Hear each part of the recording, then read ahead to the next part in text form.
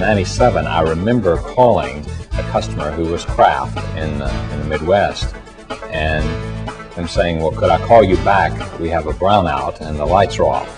So I even though I wasn't at the trading desk, I could guess where the prices were probably going to go. Some companies are on the right side of the market, and some of these you mentioned had the good fortune of locking in prices long term with California, and some that probably have, I guess, sellers or non-sellers regrets. The companies that are widely reported, as depending on which, if you're reading the LA Times, different adjectives and descriptions for the Texas producers and generators and so on versus what the Houston Chronicle would say. But those companies have been on the right side of the market.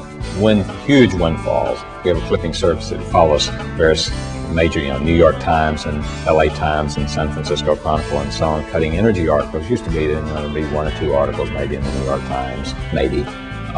Now there's a half dozen articles on energy, what's happening in California from a news standpoint, or what's projected in New York City from a new generation standpoint, and peak years and so on. It's headlines. So I think the awareness is very high. The funds left standing after the .com demise are looking to how do they redeploy funds. Energies are very popular and seen as a safer and better return.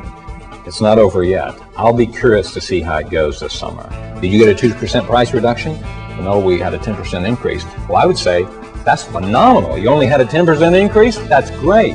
But we see situations where, and I think this is changing, but where the approach has been sort of this arbitrary targeting.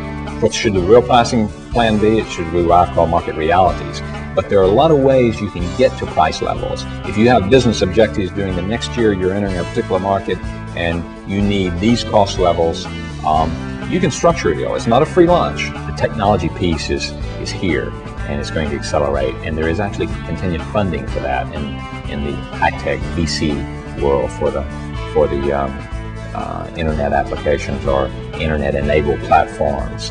Plug Power and a whole litany of companies have done very well in this environment, and probably will continue to do well. I think it's very good career news for any of us in the business. And who knows? The world's cyclical, and maybe this doesn't last forever, and probably doesn't. But as far as we can sort of forecast out, I think demand and need for expertise, such as that you have in this room here, is going to continue.